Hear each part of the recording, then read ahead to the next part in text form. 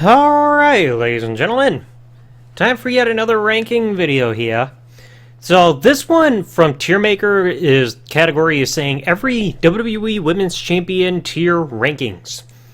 Now, I will preface this by saying if there is a title reign that I do not have any real thoughts on because I have no memory of it, I won't put it on the ranking list. So there will be ones that I won't look at, like mostly NXT stuff, because I don't really follow that brand. But if there are any that I'm unfamiliar with in terms of how the title reigns were, I won't put them on this ranking list, just to save the headache. So we've got a lot of women here, and I guess it's just going to be like overall rankings instead of just like with specific championships, because everybody's just got one belt. But I'll see what I can do. So the very first one, we got Bull Nakano. The only time she spent in the WWF was during the New Generation era, back when they actually had the women's division, before everybody started being managers and shit. And I think from what I heard, she got busted for drugs and got fired for it. But this reign, unfortunately, it's hard to rank this one because there weren't that many females that they had there. I know they had Bull Nakano, Alundra Blaze, Bertha Faye, Leilani Kai, and some others within like a 1 to 2 year period where they actually had the division. Might have been a couple years, but Bull, I don't remember her doing much other than having a bit of a run and then losing it back to Alundra and then getting fired. But I did hear praise, at least somewhat, of the match that she had with Alundra when she won the championship over in Japan. So I'll at least give it a C. Ivory!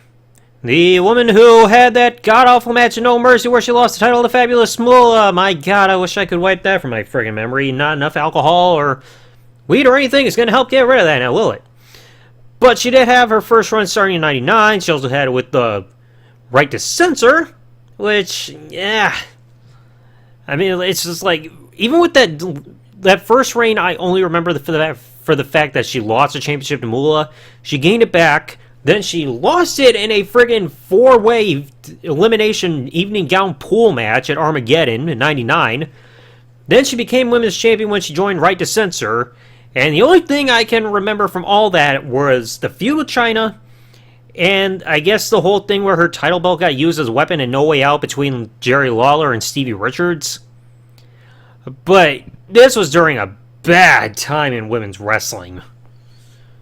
I mean, I do respect Ivory because I know she had a long good career beforehand. I think she was with Glow and I think some kind of other companies wherever involve women, but in terms of her time in WWE as women's champion, I gotta give it a D because, like I said, this was during a bad time for the company when it came to the women. Now we got Chyna, one-time women's champion. The only time she held the title. And unfortunately, she won the title at WrestleMania in a squash match, had one pay-per-view title defense, which was against Lita at Judgment Day about a month and a half later, and then she was never seen in the company again. So she had one televised or pay-per-view title defense. I don't know if she had any others on TV, but it's like after Judgment Day, she was gone, and then all of a sudden they remembered, oh yeah, we got the Women's Championship, and it's on a woman who's not with the company anymore that people completely forgot about because we gotta remember the Invasion storyline, don't we? Now the title's vacant, and now we're gonna crown a new champion in Survivor Series with 6 women. So unfortunately, well, I'm in between the C and D tier because again, Chyna, again, it's sad when you look at the story about her departure. In terms of her run as champion, I'll at least give it a C, but ish, because the fact that she won in dominating fashion at WrestleMania, I think, was at least cool, and she was at least able to defend the title, but outside of that, just, yeah. Now, you got Ember Moon. I have not seen her as champion on NXT or anything, so I'm not going to rank her. Alba Fire. I believe her name was, I can't remember what her other name was. It was Kylie Ray or something like that. I know it's not Kaylee Ray, because Kaylee Ray is the happy one that was in AEW. Never saw her title run. So not familiar. Now, I believe... Oh, that's got to be Michelle McCool right here. Now, I do remember her being the first ever Divas champion. Eventually, I'm going to do an episode of the podcast talk about the entire history of that belt. She was also the co-holder of the Women's Championship when it was finally retired in 2010. But of course, that was during the dumb period where they cracked the belt in half. Be like, oh look, we can fit it like a puzzle, yay! So then they retired that belt for the butterfly tin on meth. Michelle McCool, I think she was like one of the better in-ring women that they had there during that time. Because, like, you gotta remember, the SmackDown Women's roster was at a rough period because once the brand split happened and everything and they stopped allowing Trish to be on SmackDown to defend the title during the year of 2002, the SmackDown women had nothing to go for. You either eye candy or you weren't doing shit. But Michelle McCool, like, once they brought in the Divas Championship, you had her turn heel and the Lay Cool thing. That's when she really stepped it up, and I thought she was really good. The one thing that still bogs it down is the whole Piggy James shit. Like, that storyline is completely unnecessary. So I'd have to give her a B. Because it was a rough hand. Now, if only these women were named in alphabetical order, some of these would be easier to distinguish compared to others. Either that's Velvet McIntyre or Wendy Richter. I'm not going to rank as I never saw that reign or anything. Deborah, D. The only thing you remember of the fact that she was women's champion was because she won in a reverse decision, the decision of the freaking evening out match against Sable, which was right before Sable left the freaking company. So yeah, Deborah, well, you remember she was champion just because of that, and I think, who did she lose the championship to? Was it Jacqueline?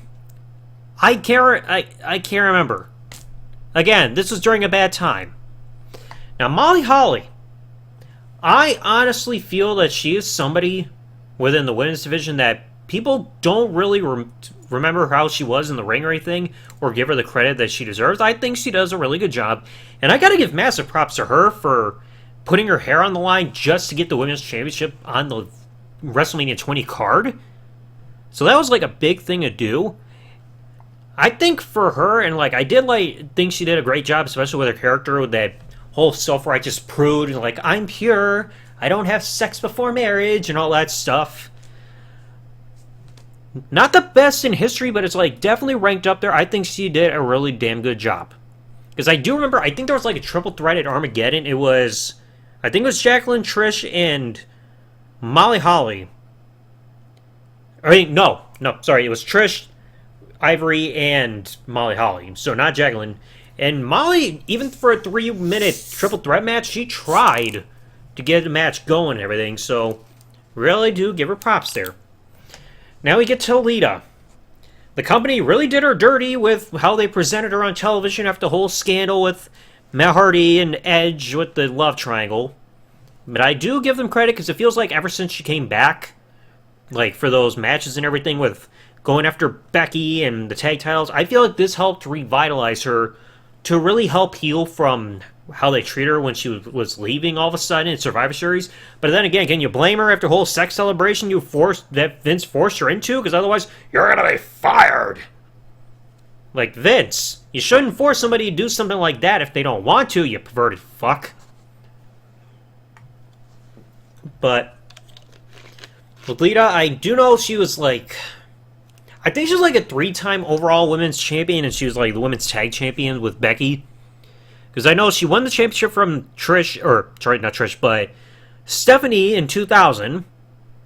And then I can't remember who it was either Ivory or, it might have been Ivory after this that she lost the championship to.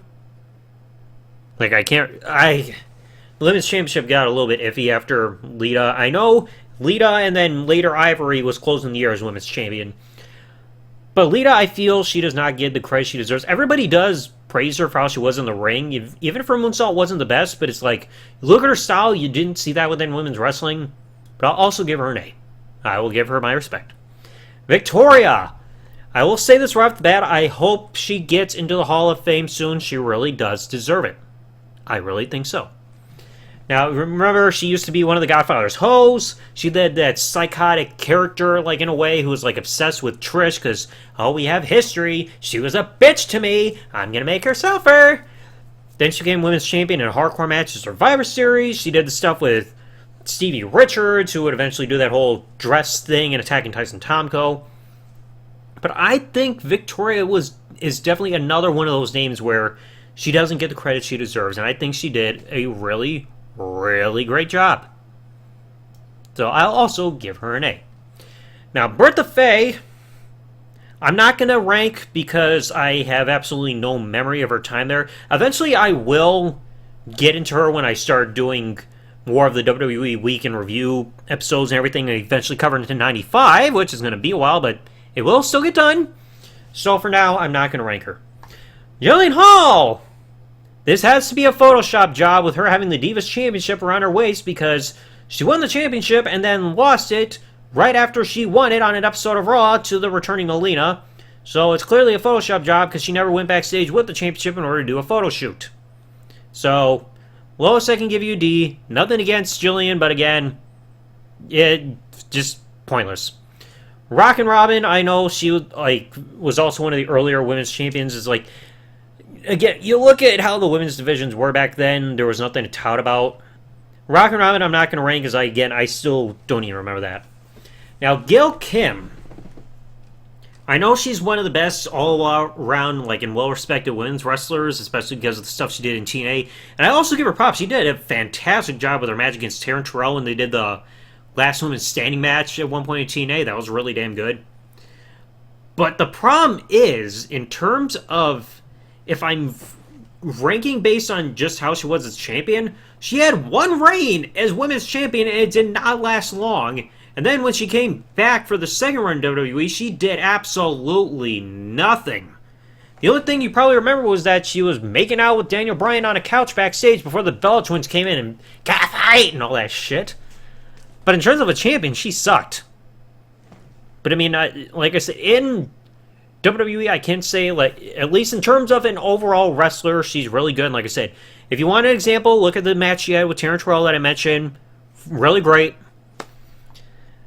At least within the WWE ranks, I'm only going to rank B. Well, no, I have to go a bit more of a C. Like I said, I know in the ring she's really good, but I mean, if I'm ranking based on her championship runs, I also have to take that into account. So I mean, if she wasn't noted for being respected and for how she was in the ring and helping revolutionize the Knockouts division and everything in TNA and having that name recognition and all that stuff, she would be a D just because of her championship reign alone, but I'll rank it up a little bit. Sable! Fuck you. Fuck you. Now, I believe this one is supposed to be Stephanie. For this one that I got my cursor on. I also got to give her a D. There was no point in putting the title on her. She rarely defended. Hell, Wrestle Frickin' Mania, the only women in 2000, the only women's match that you had was the Cat versus Terry Runnels in a cat fight. So whoever gets caught getting thrown out of the ring first loses. And friggin' Stephanie, she's the women's champion, and the only thing she's doing is being in Triple H's corner. So you don't even have the women's championship on the line. Fuck that on this show. Fuck that. Sensational Sherry, I'm also going to leave off just because I've never seen her time as champion. So, I'm going to leave that there. Now, Paige, a.k.a. Saraya. I think the first thing we remember with her Divas title run was that they never really developed a true character for her, any kind of character development. I know she tried showing some elements of character and everything when she turned heel, and they did the whole thing with Charlotte and Team PCB, which is supposed to be the submission sorority or whatever it was called, and then they changed it because, Pornhub. Paige, I know she is really damn good in the ring because, she's no slouch. She was born into the business. And it's also a shame that her time within WWE and her time with wrestling got cut short because of injuries. I did not see her time in NXT, but we know what happened with the NXT Women's Championship belt. Hint, hint. But Paige, I can give her credit. I think she's really damn good. I think she had very solid storylines and everything outside of that whole thing with Charlotte being your baby brother, he didn't have very much fight in him, did he? Or however the accent goes. But outside of in terms of like storyline, feuds, and everything, the only thing I remember was outside of that moment was the stuff with AJ Lee, which was actually really good. But outside of that, just at least on the main roster alone, I got to give it a B. Like I said, did not see her NXT stuff, and not a whole lot in terms of like any kind of development in like on the main roster for a character. Now, Jazz. I somewhat remember her stuff. I do remember the thuggin' and buggin' thing with Teddy Long. I remember her being champion going into WrestleMania 18, and she was also in the Triple Threat at 19, was actually very solid. I remember some stuff of her as champion, but not a whole lot. Because I know she eventually came back for a brief spell around, like, when the ECW brand got relaunched, but that didn't last very long at all. But I don't remember a whole lot. I think she, from what I remember, she also got legit injured the night that Gail Kim won that Battle Royal to become Women's Champion in 2003. I'd have to give it more of a C, because, like, I don't remember a whole lot of, like, high points for Jazz. Now, Bayley. Bayley, I will give credit for the stuff that she's been able to pull off, because she did get the WrestleMania victory for her WrestleMania debut at 33, the Fatal 4-Way Elimination match. 34... Did she... I don't remember her doing... Unless she was part of that... Like, was the... 34... What happened with her at 34? Was she in the Battle Royal or something? 35, I know it was, like, the women's tag, so it's like she's held every championship under the sun that she can hold. I think she did a great job ditching the whole I'm a hugger shit, but then she went with the Roast Plant finisher, which is less than ideal. But, I mean, being able to reinvent herself and still keep coming back and maintaining relevancy, she's done really good character work and actually pretty solid matches outside of the things with Alexa Bliss and the whole Bayley, this is your life nonsense. Bayley, I think I'll give her an A. I think if she at least had some more notable matches, I would probably put her in S tier. So, I mean, I think there could be a bit more to rank her up in there. Now, Beth Phoenix, I still feel that she's a name that does not get full recognition either. Because there are some people that look back and be like, oh, Beth Phoenix was shit. I think she, like, was actually one of the better women's women's wrestlers that they had at the time during the Ruthless Aggression era. Like 2007-ish. Because I know she had an initial run in 2006, which did not last long because of an injury, and then she came back, Glamazon, dominating over everybody. She was in the 2010 Men's Royal Rumble match, so she was the second ever female wrestler to ever do that. Because then the other one would be Karma after this, and then eventually Nia Jax. I know she had, like, she was actually booked very, very solidly during her first run, but I know once, like, 2009 hit, that's when things got iffy, especially 2009, because, like, you look at Backlash, she took one karate chop from the great Khali, or just Khali chop, because it's not karate, and that was enough to suddenly have an impromptu match against Santina. Then all of a sudden, oh, Beth easily loses. So then things got iffy after that. I think for Beth, I'd have to give it a bit more of a B. But I will say it, like, I did like how they had her keep coming back and have some matches and everything, doing stuff with Edge back when he's in WWE, so I did like that she was doing more with the company and all that.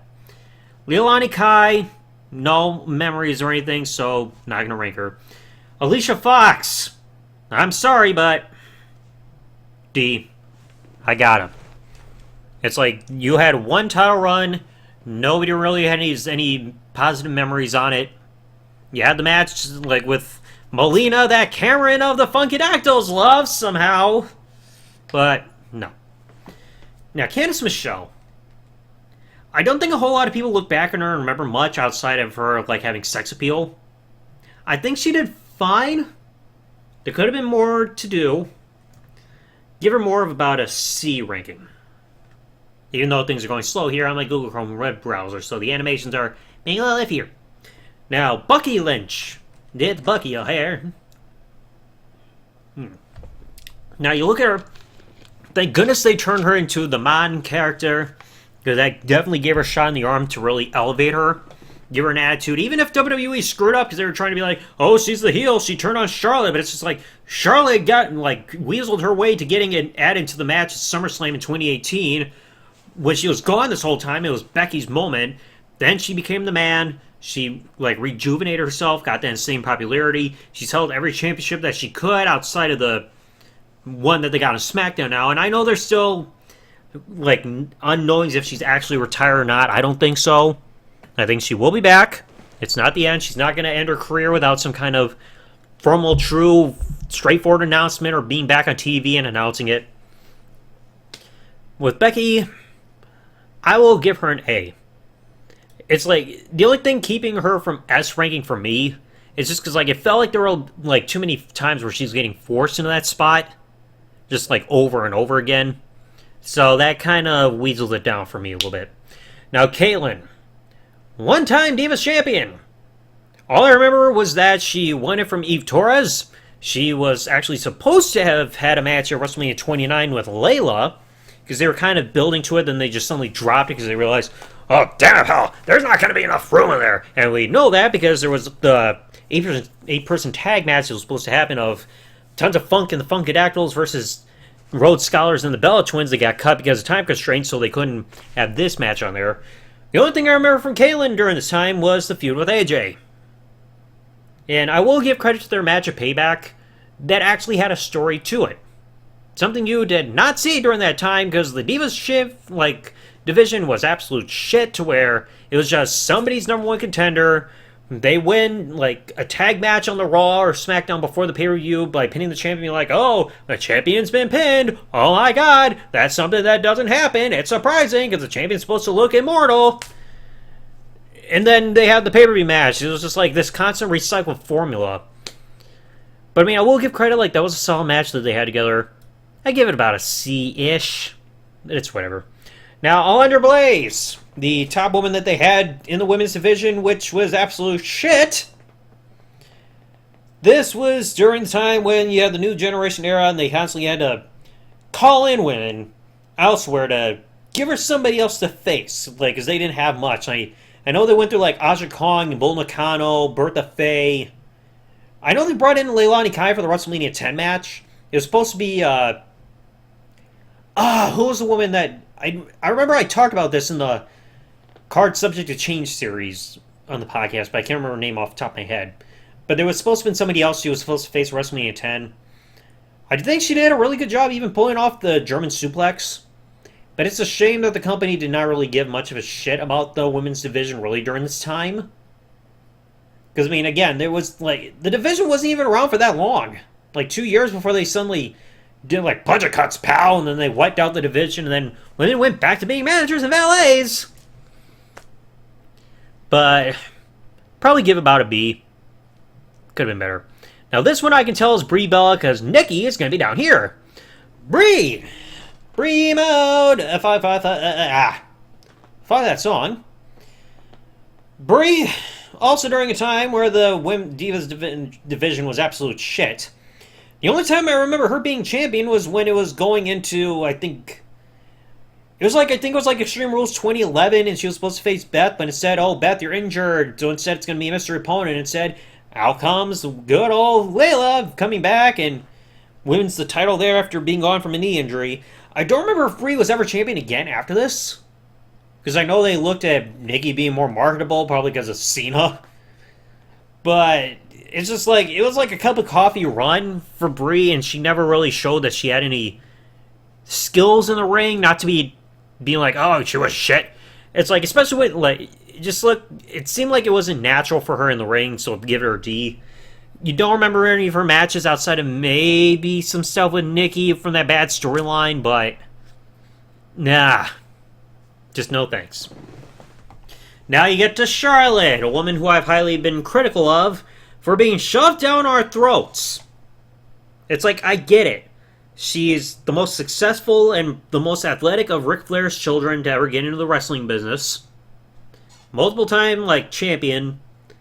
And had some amazing matches over the years. I will give her credit there.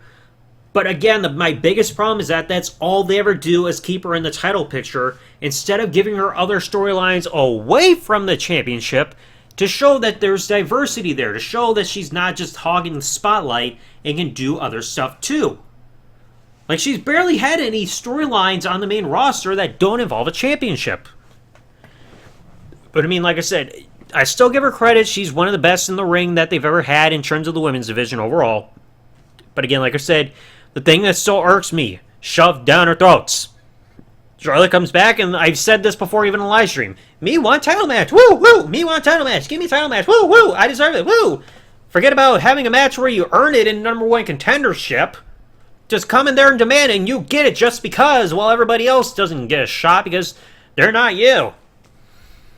But as much as I'm highly critical, I still got it's only right because it's a fact here. S ranking is the only proper rank there. Now I get to Layla. Layla, I will also at least give her credit. She does look very young for her age, so she does a great job not aging. Probably the same technique that whatever R-Truth does. With Layla, it's I do remember her holding championships, but I don't remember a lot of the matches. But yeah, maybe I have just a bit more of a C. Like I said, what they did with the women's championship, breaking that belt apart and everything, was just a bad taste. Fabulous Moolah! Fuck you! You had a stranglehold with politics, and you're also a bad person in real life. No thank you. Naomi, the woman who loves having everybody's face in her ass. You're jump, eat it, jump, eat it, jump, eat it. I know she had 2 reigns with the women's championship. I don't remember if she was technically women's tag. I know Jade Cargill and Bianca Belair were. But Naomi, you don't really remember her being champion other than the fact that, oh, she made the title glow. And I don't remember any of the matches, so I'm sorry, Naomi, but D. Gotta be serious with that. Now, Eve Torres. I don't remember many of her matches. I do remember that she was doing the whole interview thing backstage, before she got into the ring. I feel like she did get better, and she definitely had a character progression after she got outed as a hoskie. But I think she's a 1 or 2 time Divas champion, then all of a sudden she decides to leave the company to focus on other stuff, and as soon as she lost the Divas championship to Caitlyn, she's like, I'm out of here! But at least she had character development, I can give that. I feel like that was at least solid enough to not go D.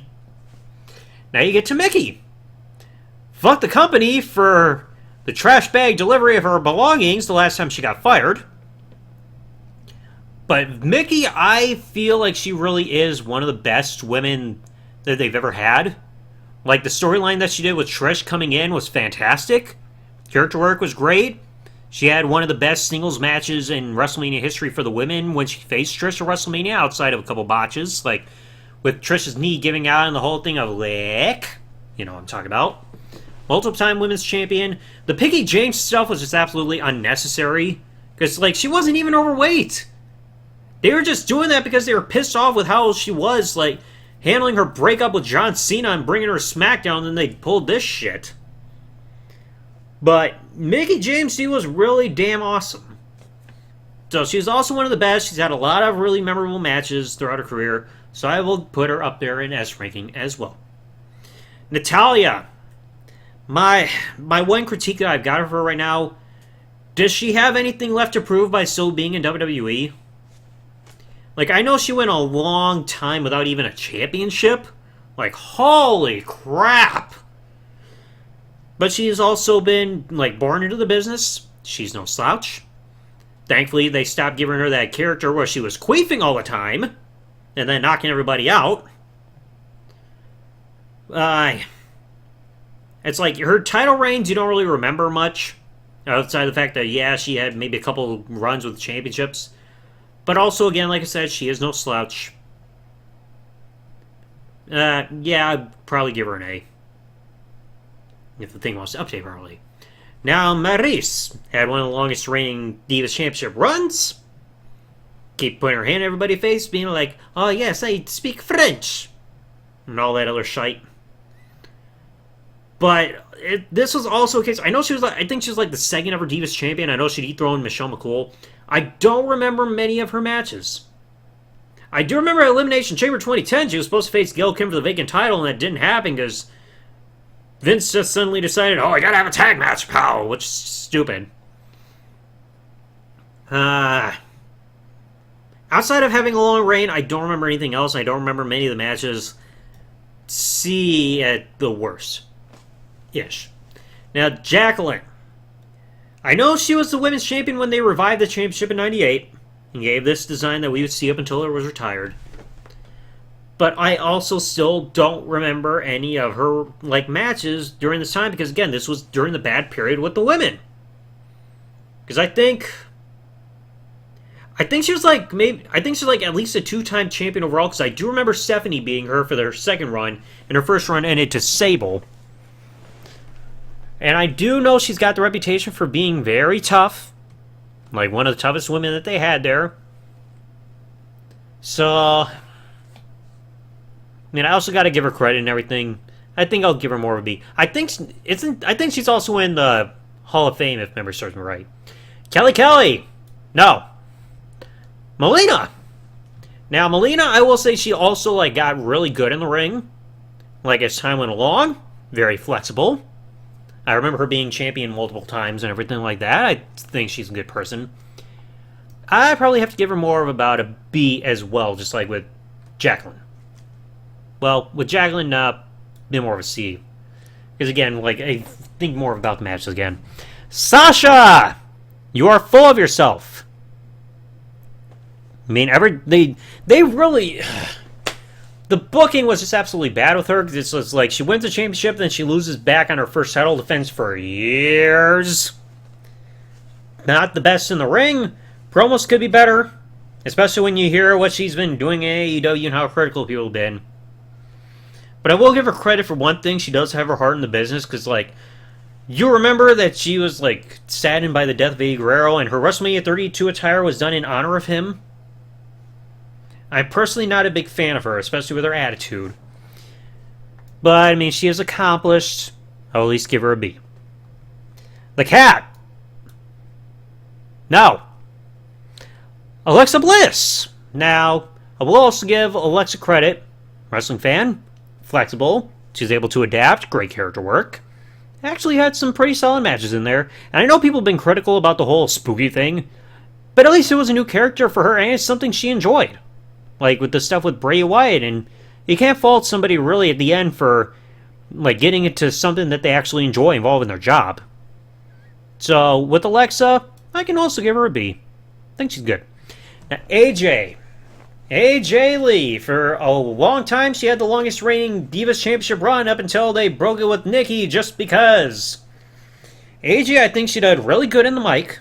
In fact, that pipe bomb-ish, that promo that she did on the Total Divas cast, thank you for that. Her match, like I said, with Kayla was really damn good. The stuff with Paige, I thought, was actually really great. I think she was, also one of the better women during that dark time where, the women did not matter before they did this whole revolution. So, AJ, I will give her an A. I actually think she did really, really great. Trish, no doubt, S. One of the best of all time.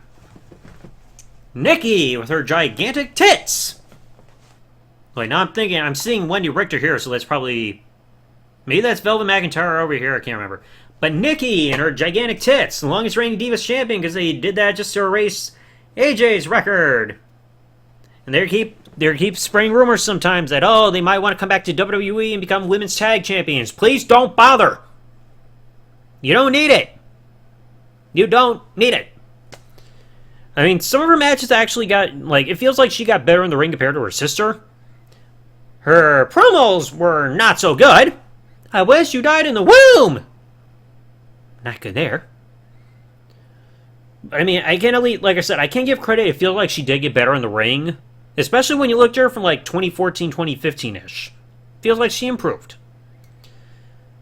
But other aspects hold her down.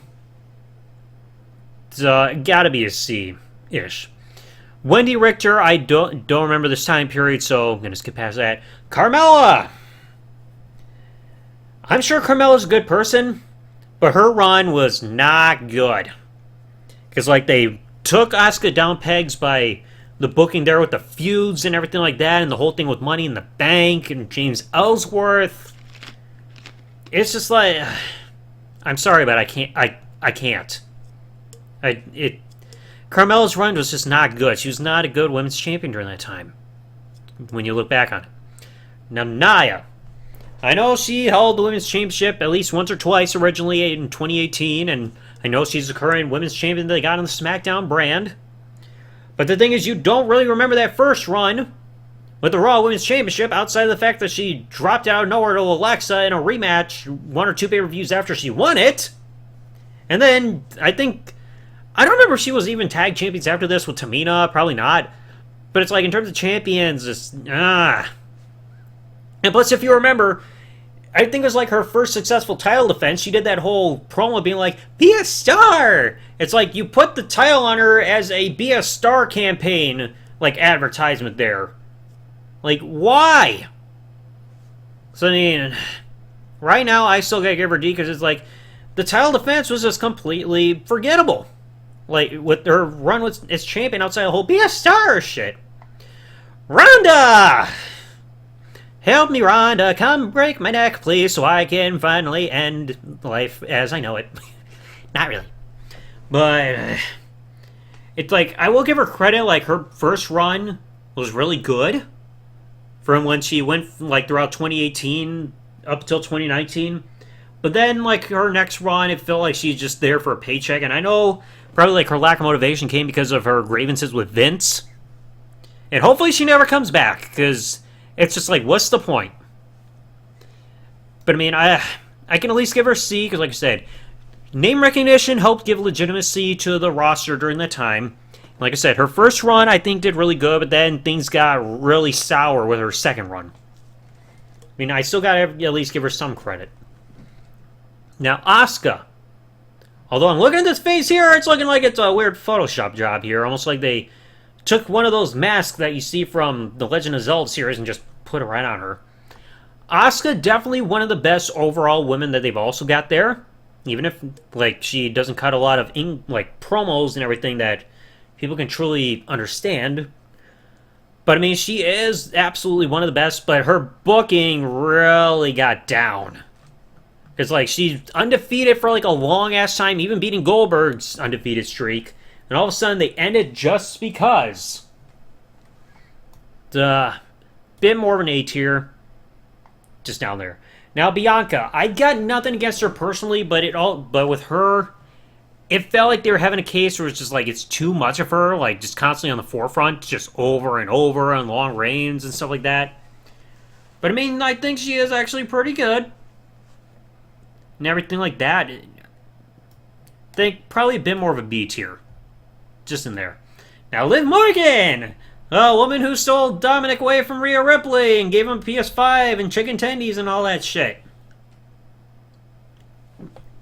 I mean, it was surprising to me they actually did a double turn for herself and Rhea at SummerSlam. Which, I think that's, like, probably the second time I would ever consider that happening. First time being kind of Paige and AJ-ish in 2014 when AJ came back. Liv's first run sucked. But I do think this other run has been a little bit better. But not by a whole lot, because you don't really remember the matches. You just remember the angles and stuff she did with Dominic. Bit more of a C. Like I said, at least this run's better than the first run, but not by a whole lot. Rhea, definitely fantastic. Over as hell. Has had very memorable matches and everything. Character has been great. Definitely an ace ranking. I approve. Nikki! I'm sorry, but no. You were not given a chance to evolve. You had a bit of a cheese gimmick. I know Nikki revealed that she came behind the gimmick, but it's just like, that's not something people are going to connect to. I mean, like, if you're just pertaining to the young child demographic that they were still having in WWE, yeah, kids are going to get into that because it's like, oh, it's cartoonish, superhero, da-da-da-da-da. I mean, maybe if she teamed up with Hurricane, that could have been a little bit better, kind of like what you did with Mighty Molly. But it's just like, they gave us nothing to really latch onto. Now, Io. I believe, isn't she, no wait, I was thinking Kairi Sane. I was trying to think who did the great elbow drop. Io, I think she's actually really good. But I don't remember her title run very much. So a bit more of a C, just because like I don't remember much of her title reign, to be honest. Kairi. I will at least say this with Kairi. Thank you for ditching the Sky Pirate gimmick. I think the look that you've gone through now ever since you teamed up with Asuka is actually really good. But I'm going to keep her off the list just because like I did not see her NXT Women's Championship run. And anything tag division, I just want to forget. Because like I said, I still feel like the women's tag titles have got to go. Shayna. I'm also, again, this is going to be the same thing with the NXT stuff, because, like, the ones after this, they're all NXT type things, and NXT UK I never saw. But it's just like any NXT stuff, I'm not going to be able to actually give a proper evaluation, because, again, I did not see it. I've not gone back and seen that stuff. So at least this is at least the ones that I've got familiarity with that I can give more objective rankings to. But like I said, like, Kairi did not see that. Shayna, Mandy Rose, Indy Hartwell, Roxanne, excuse me, I'm not exactly sure who she is. Toni Storm, or this other woman here, but that's about as best as I can do here with my personal feelings. Let me know in the comment section below what other, like, what rankings would you, are some of these ones that you think should be changed for, like, in your own opinions? Let me know in the comment section below, and I'll catch you all later. Thanks for watching, folks. Like, and subscribe. Peace out, and good day, everybody.